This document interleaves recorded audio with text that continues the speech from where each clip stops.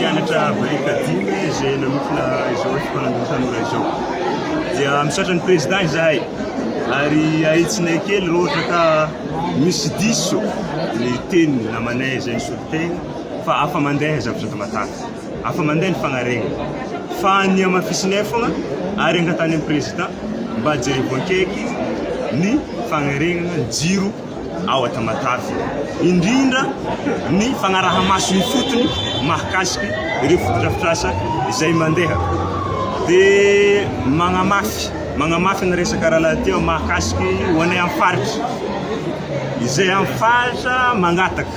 ary amafisinay mba ho état fédéral na province autonome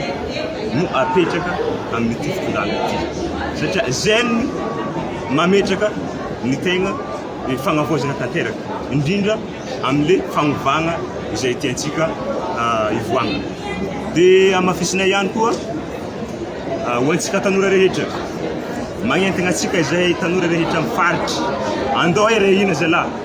andao iombikevitra anohana président